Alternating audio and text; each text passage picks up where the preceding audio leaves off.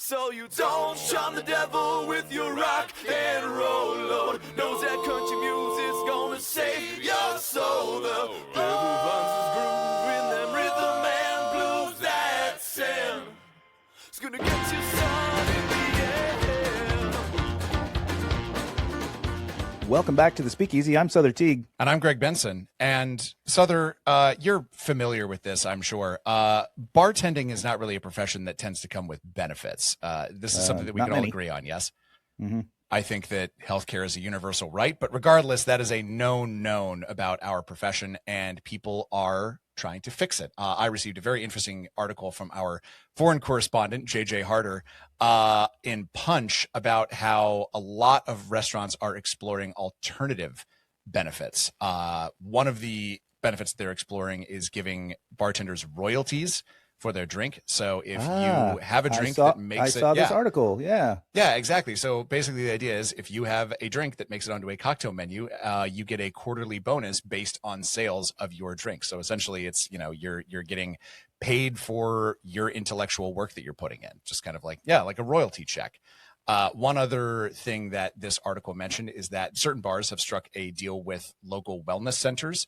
So basically, if you work at the spa, you get 30% off at the restaurant. If you work at the restaurant, you get 30% off at the spa. B2B reciprocation is seems like a layup to me. Exactly. And it seems like the sort of thing that again, it's wins across the board. The larger discussion I wanted to have with you, obviously, I think this is a clever workaround to our broken system, but I left reading this unsure whether to feel happy about it or not. Because on the one hand, well, it's like GoFundMe, right? Like I like that it's there, but I hate that it exists. Exactly. Yeah. And I like the cleverness of the workaround, but I was also like, is this like one of those articles where it's like heartwarming, local robotics team builds wheelchair for child? It's like, well, that shouldn't have taken 16-year-olds to fix this problem. Right, exactly. I'm in the same camp as you. Like, I love these creative thinking methodologies to get, some sort of benefit package to the teams. I hate that we aren't just simply included in the normal benefits that any 9-to-5 job has. And I feel like we have the resources. We there's plenty of studies out there that show that we have plenty of resources to cover all of these needs. We simply allocate them to the wrong places and they don't get to the people who need them. And one thing that really struck me at Tales of the Cocktail was that Sip and Guzzle, when they were up for their plate, they decided, you know what, we have some maintenance that we've been needing to do at the bar anyway. Better just bite the bullet and do it now. They decided to close their bar for that week of Tales and bring their entire team down to Tales of the Cocktail with them. And that was amazing to see, one, because they were clearly having the time of their absolute lives, but also because you never, outside of like the holiday party that we all have in, February, mid-March. You never see the entire staff of a bar actually being able to like socialize together without having, someone's got to man the ship most of the time. Exactly. Again, I think where I'm going to come down on this is like, I salute the cleverness of the stopgap, but I'm not loving what it says about society at large, that this is a genuinely interesting news article that I had to read. Well, right, and just how society at large, but also the fact that, again, hospitality, employs nearly, if not more than 10% of the entire populace of the United States, and it still can't seem to, quote unquote, get its shit together. But I guess that brings up the question: like, what does getting its shit together even look like? I mean, first of all, I'd like to see the entire United States government get its shit together and have universal health care for all, as you mentioned at the top. But that would be nice, wouldn't it? I don't think that's happening anytime soon, and maybe not even within our lifetimes. I do think it will eventually happen, but until we get to a place where everybody has that, what I consider, again, basic human right, then I think we're just going to be in the wind on this thing. And like, again, I applaud these people for coming up with creative ideas, and frankly, maybe I'll institute some of them in my own spots. The B2B thing seems like a no-brainer. That how have I never thought of that myself? Let's create a community, right? That we talk about it all the time in our field. Community is what makes us whole. So let's get out there and continue to create one. Until we live in the world we want, we have to live with the world we've got, right? Oh yeah, I mean that's always the case, and you have to sort of grin and bear it sometimes, accept the things that you can't change, etc. But we can change this. It's just a real slow moving change. Exactly. And speaking of people who live in worlds that I want to inhabit. Yeah. Joining us today in the studio, we have the senior beverage director at Tao Group Hospitality in New York City. Tao Group is a hospitality company that operates in over 80 branded locations in more than 20 markets across North America, Europe, Asia, and Australia. Is big. It is Nikki McCutcheon. Nikki, thank you so much for joining us. Yeah, welcome. Thank you so much for having me. Really glad to have you. And let's just jump right in. You became a level 2 SOM, congratulations, by the way, in 2018. Thank you. We'll talk a little bit more about where that fits into your job. But today, as you were studying, what trajectory did you see wine going in at that point, and where is it now? That's such a great question. I started studying wine in college, right out of college. I've actually been working with Tao Group since I was 18. Right. Half my life at this point, which is some weird math to do. When don't think about it too hard. Yeah, 17 years. That's a little crazy to think about. But yeah, I was just learning wine. I kind of fell in love with beverage because I knew that it was something I could never get bored with. And there's just always so much more to learn. So when I started on the SOM track, it was just to gain knowledge, to empower myself and create sort of, in New York back in the 2000s and able to get a job in this industry, they used to say you had New York experience, 5 years New York experience. Right. Mm-hmm. It's like, how do you get that? Like, it's like the chicken or the egg, right? Like, Yep. if I wasn't born here, if I wasn't born working in hospitality, like, how do I get that? This So entry-level that's position requires 3 years of experience. Yeah, exactly. So that kind of sparked that interest of like buy every book, go to every wine bar, read everything I can. So when I started that journey, it was really entry level. It was I didn't even have a passion for drinking wine yet. It was just more of the knowledge.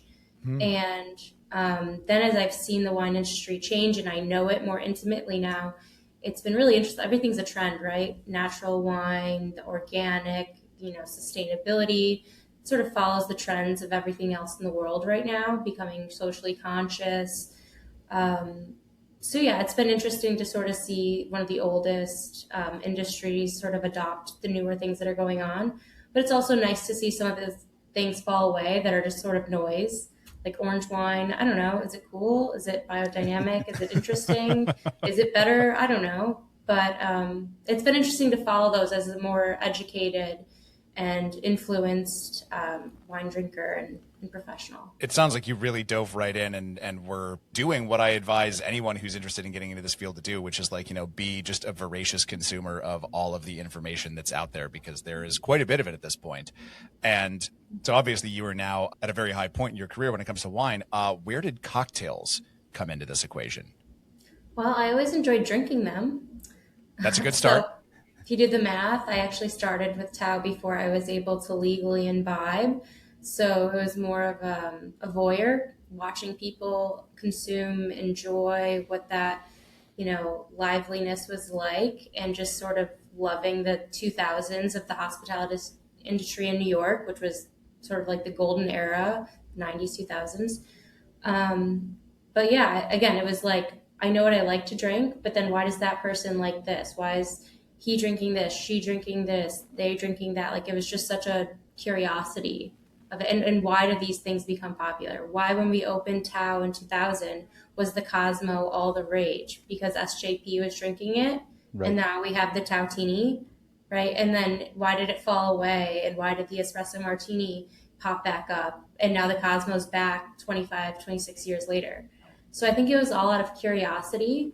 And I hated, and I don't like to use the word hate, but being a junior manager at 21, 22 years old and not knowing the answer to something. Some of these veteran servers Right. and bartenders, and I'm the closing manager, and they're just assuming like, okay, yeah, check me out. You don't know what you're talking about. I did not want to be that person. I wanted to know the answer. I wanted to be there for our guests. And sort of that drove this unlimited curiosity of I needing to know at least a little bit about everything. I think like a sort of a fear of looking foolish is a thing that drove me in the early days of wanting to know a little bit about every single bottle on the back bar. And I've told my teams over and over, if you know one thing about every bottle on the back bar, you are above almost anyone who walks in the room. If you know two things, you're above almost anyone in the industry. And if you know three things about every bottle on the back bar, you are expert level. And it's like, it doesn't take that much to learn, just three things. And if you have that curiosity, you can chase it. Based on that curiosity, is there a drink that you can remember, specific drink maybe that made you realize like there's a whole world here that I didn't know existed? I'd say gin, just as a general. I Category. remember, having some of my first Negronis, martinis, and being like, wow, this is not, I don't just have to have vodka sodas or margaritas, sugary mixed drinks, just understanding the complexity and how something with like a neutral base can be so influenced with bitters and juniper. And that's just sort of opened up a whole new world of cocktail creation and blending and, all the things that come with that.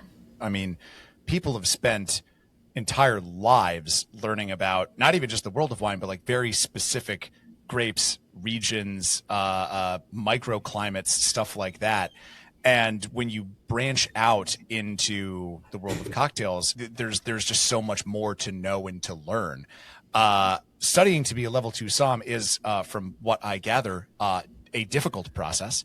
It's a huge investment of time and money. But after that, the idea, at least for a while, is that, you're kind of like, you're set, right? Like, you're like, this is my thing. I'm a wine girl. It sounds like you started learning about cocktails as just a point of curiosity or a point of like not wanting to not know something, but it has since become a huge part of your career. Why diversify? Why go through that shift? So initially when I started with Tao Group, I was a hostess, right? I was 18 years old. I remember it was my first week of college and we were doing those silly icebreakers and a professor came up to one of the girls at the end of the class because one of her fun facts was that she was a cocktail server at Tao. And mind you, this is 2008, 2009. There was only Tao at that point. There wasn't 80 different venues and 9 different continents. And the professor was like, oh my gosh, that's so amazing. Can you get my daughter a job? And I'm like overhearing. I'm like, I'm 18. I'm broke, college student. Like, can you get me a job? But also like, what is Tao? I had no idea what I was getting myself into. And so, the longer I worked there, we opened Lavo, we got into the hotel sector. And so I started to try to think, where am I going? Am I going to be in HR? Am I going to be in events? Am I going to be a floor manager forever? Like, what is my path?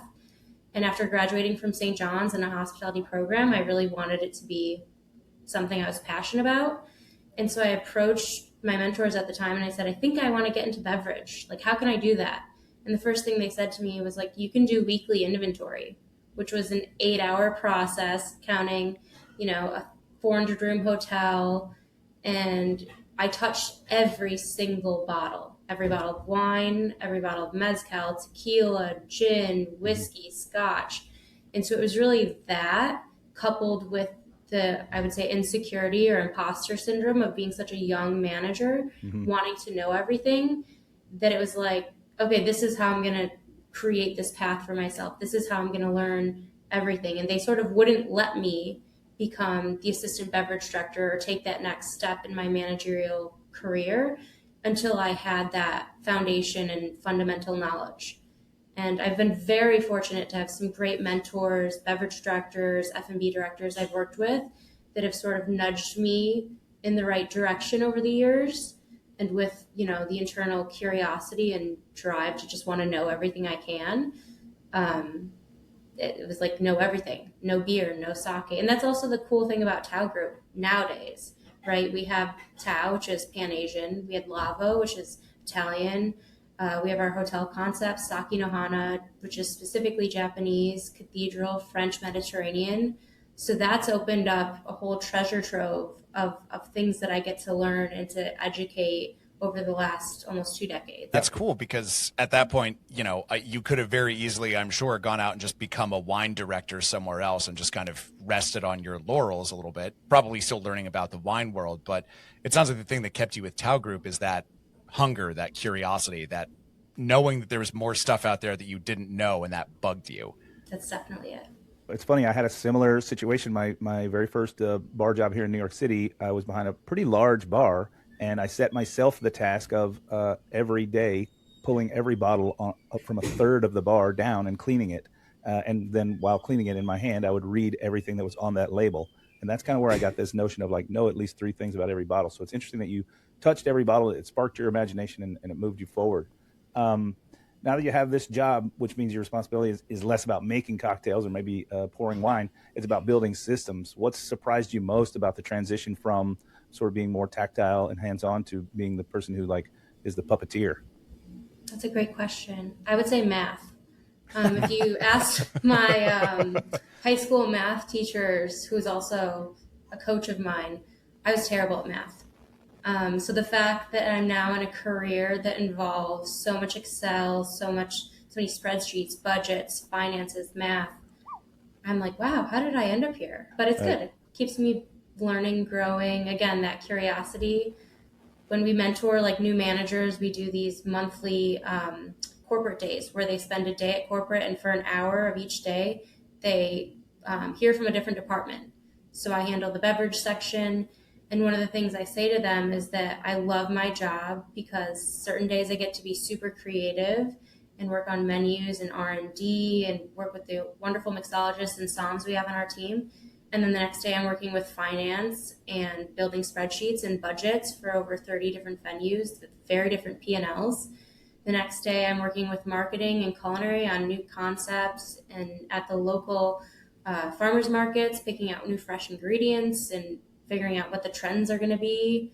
So it's different every day. I love how like that pulls your brain in different directions, creating, what's called mental elasticity, right? So it keeps you excited about all of them. Whereas if you were only doing kind of one thing all the time, you'd maybe get bored. Yeah, for sure. That was always my fear. I can't be bored. Speaking of avoiding being bored, now you're overseeing a number of different programs here in New York City and beyond for the whole East Coast.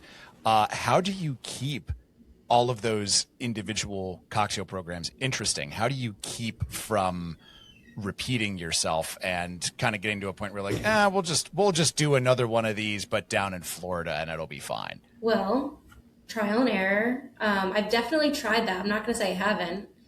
We had this wonderful tropical mezcal cocktail that was killing it here in town, New York. And we're like, great. You know what? Put it on the Tao Chicago menu. It satisfies some of our needs. Let's try it out. It failed miserably. That market just didn't make sense. So I'm like, all right, don't do that again.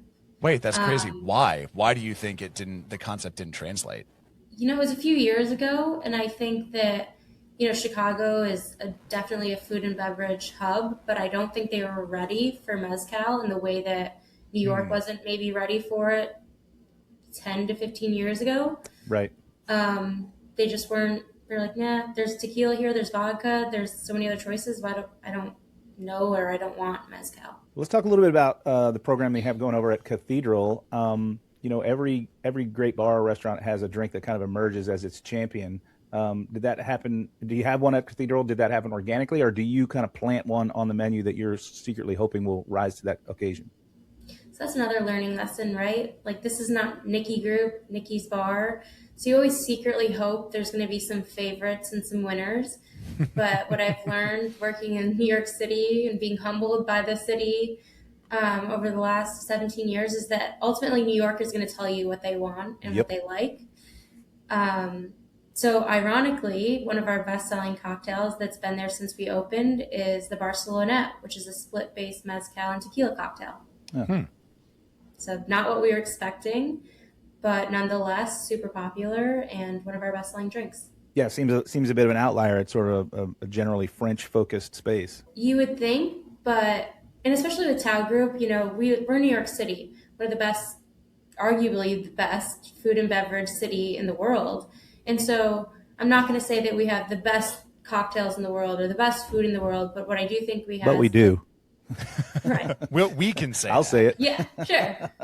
But what we do really well is experiences, right? We have all these little touches. You walk into these places and you're just like, wow, everything from, the architecture of the ceiling that's, meant to look like the Fillmore East, which is the church of rock and roll, right? Hence the name Cathedral. There's all these little Easter eggs, if I'm just quote sort of the Taylor Swift fans.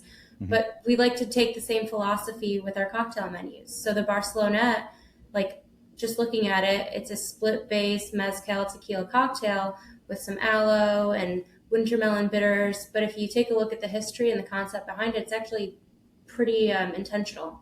So the Barcelonette is a place in the south of France, in the French Alps. The story behind it, three brothers in the 1800s left the French Alps to Mexico, which was not sort of normal at that time, in search of a better life, and started one of the most popular clothing department stores in Mexico City. So sort of this interesting starts in French origins, ends up somewhere else in the world, hence the play on the agave-based spirits.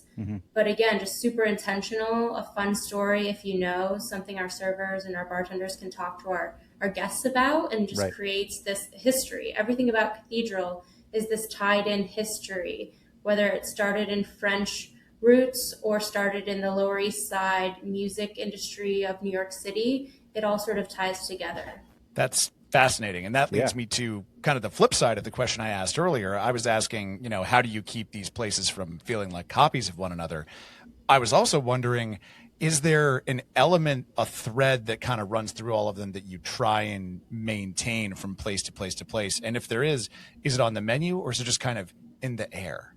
I will say in the beginning, maybe 10 years ago, we did different variations of sort of the OG Tautini or Ruby Red Dragon. We're like, let's bring this to the Moxie and rename it the Foxy Moxie. And lo and behold, it was the number one selling cocktails for the first couple of years. And so that was sort of our inside joke, that we were just sort of planting that cocktail everywhere because it was one of our OGs. But now I think we're so intentional. We have so many different brands that are so different.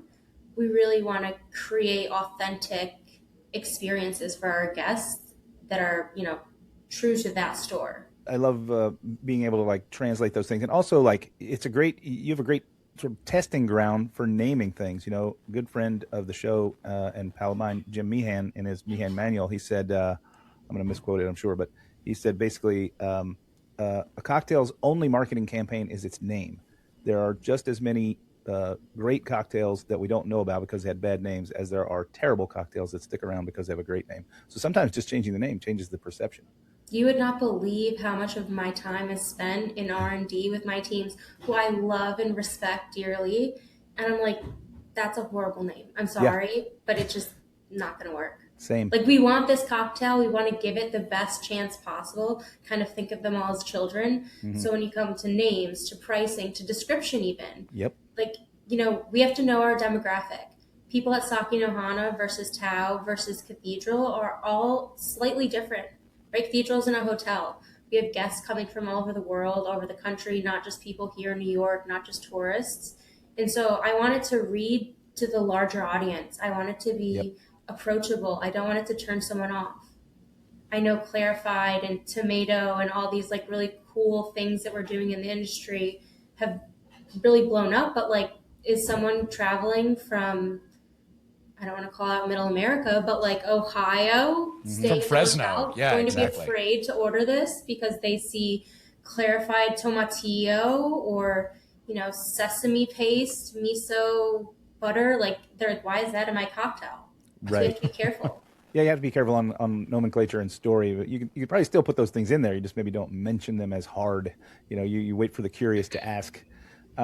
My buddy Matt Resler, a known and noted bartender here in New York City, he and I went to Cathedral once for happy hour, and it was frankly an incredible deal. Tell us a little bit more about the happy hour deal there, and also spill some tea about Magnum Monday. What's that all about? Yeah, so just again, making everything super approachable. Our bar menu has really developed in that we saw martini trends, right? In the last 5 years, they've blown up. I think people are drinking so much at home. During COVID, they built up a little bit of a tolerance and came back with a thirst for martinis. And so we spoke to that, right? Like, what do people want? A cheap, good, ice cold martini. And so we paired that with some of the most delicious bites and iconic menu items that we have. And it's also a way for our chef to he goes to all local forms. He goes to the Union Square Farmers Market to get different ingredients. So they're also test piloting on the happy hour menu. So our guests are sort of getting a little treat, a little inside look at what might be coming in the future for a great price for, a bite. So we've worked that in. That's how we've developed our happy hour menu. It's really seasonally changing in sort of our test pilot program, which I think sometimes people think happy hour, it's like, oh, the stuff they're trying to get rid of, but that's the opposite of what we're doing at Cathedral. We're actually trying some of our new and best items on you. And Magnum Mondays, man, that was the birth child of one of our SVPs, Matt Strauss, who's a huge wine aficionado. And he's like, I just want to build a place where people can come, like industry people, on a Monday and get a really good glass of wine that you could usually never get by the glass for a great price. And so now we have these, usually they're aged Bordeaux's, 2015 and earlier, served out of Magnums, 3 liters, 6 liters. We've done all different size formats and just sourcing them from auction, from vendors, wherever we can find them, to just really bring interesting things for our guests to get excited about and drink. I love that idea. It reminds me of, you remember Laura Maniac over at Cork Buzz. She used to do the champagne campaign. Every night at midnight, they'd ring a bell, and all champagnes by the bottle were 50% off. Pretty great way to get industry's eyebrows up and get us in there.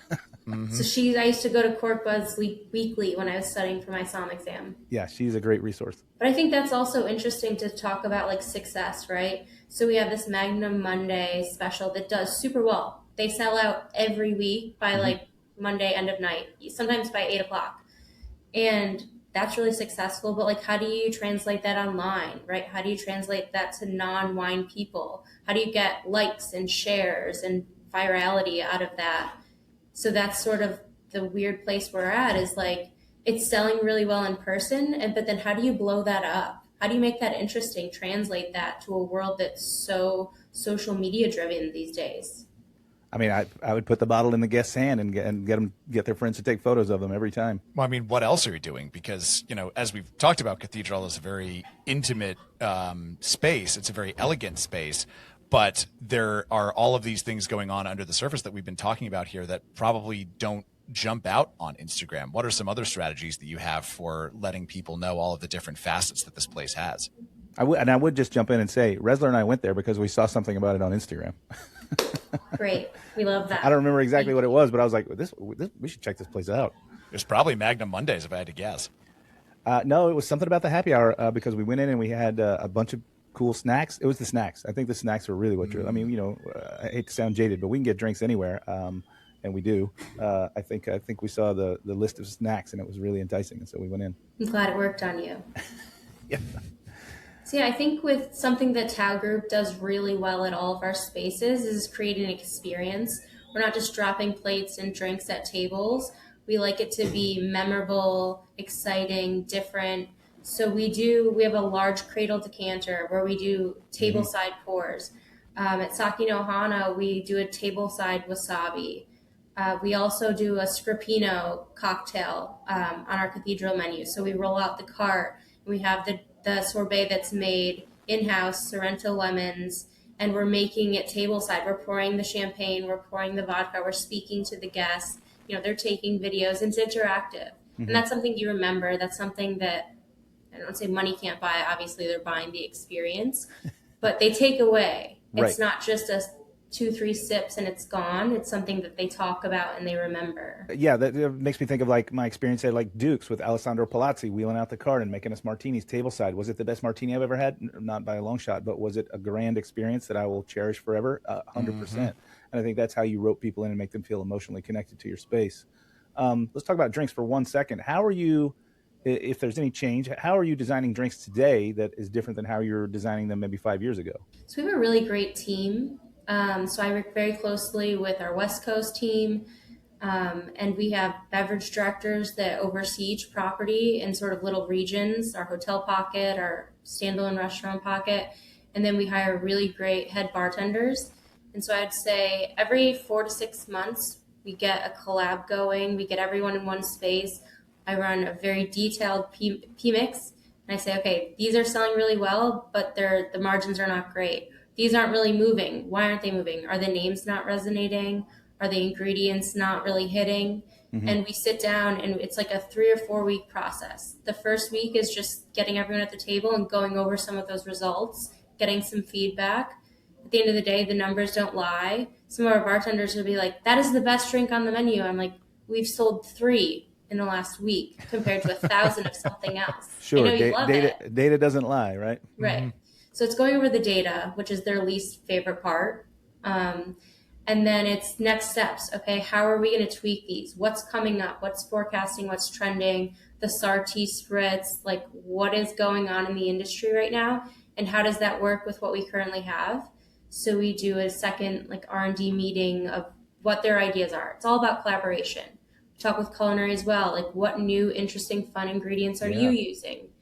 And then we meet and do like 2 or 3, 4 tastings until we finally get a menu developed. Yeah, you're really rolling up your sleeves and putting in the work for every drink, frankly, but every menu for sure. And at first, I was a bit taken aback when you said that your bartenders don't like data, that's their least favorite part. I was like, I love data. I love crunching the numbers on that sort of stuff. But then I remembered getting data back when it would reveal that a cocktail that I loved had sold like 3 in the past quarter. And I'm like, well, I don't like data when it doesn't confirm my priors. That's the kind of data I hate. Is that the part that they kind of bristle at? 1,000%. Or they think a cocktail is just not interesting, not great. Like, how many times are we going to redo the espresso martini or the Cosmo? I know it's tried. I know that they want to try the new ube foam or the cucumber air that they've been working on for months. Right. That's all really great. But at the end of the day, our guests are telling us that this is what they want. So let's pivot. And they don't always love hearing that. Yeah, classics are classics for a reason, right? You don't show up at someone's house on Thanksgiving and say, yeah, this all looks great, but could you just make me something else? Right. Like, we know this all goes together. We've been doing it for 100 years. I'm going to use that next time we have one of these sessions. Well, we are going to keep talking with Nikki McCutcheon about her other woman-helmed subterranean sake bar. We teased this a little bit earlier, as well as what's changed in the industry since 2019. But if you want to hear that part of the conversation, you can become a regular on our Patreon.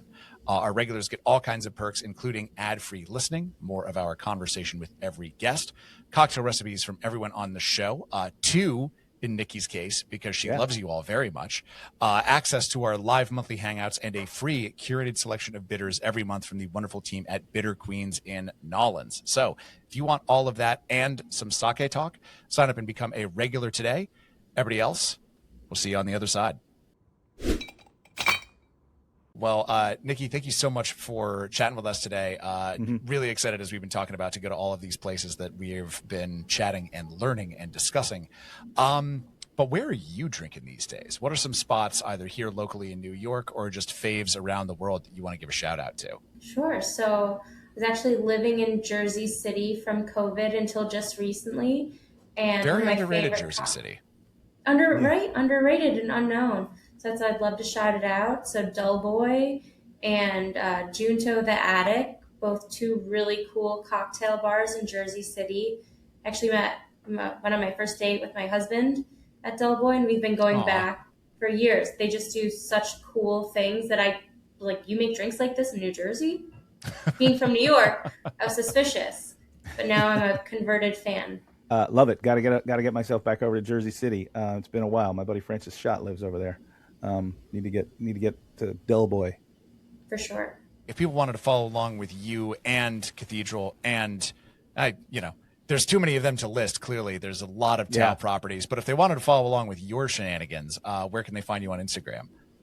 Sure. So I think we'll revive Sips in the City. So at Sips and the City NYC, obviously a take at Sex in the City, but sure. Sips in the City NYC. We'll put that in the show notes, and we'll be following along with everything you do, and we'll try and get into the spots pre-October so we can check out the end of the menu, and then we'll try and get in there after October and check out the next menu. We'd love to have you. Cheers. Looking forward to it. And now, before we go, Souther, give us our weekly Sauced update. What's going on over at Sauced HQ? Well, we dropped the episode about Ratatouille, and it's getting some pretty fun response. And then there's a segment of the show where Tim decided that he was going to take the concept of Ratatouille, right? Rat is in the name. of the dish itself. So they made the whole movie about a rat that is a chef, and so he decided to come up with different ways that we could do that with other beloved characters. He outlined a storyline from Toad in the Hole, from Watership Down, and from forgetting there was a third one. And the Moscow Mule. And they were hilarious. Just a real good time. We're having a great time over there, cooking with booze and drinking with food. Let's get sauced. Check out Sauced and check out this show next week when our guests are going to be the brain trust behind World Gin Week. We've got Carl Finnegan and a guy you might have heard of before, Philip Duff, coming to tell us all about what they're working on over there. Stay tuned for that. We will see you then. But until next week, cheers, everybody. Cheers, everybody. So you don't charm the devil with your rock and roll load. Knows that country music's gonna save your soul. The devil runs his groove in them rhythm and blues that sound. It's gonna get you some.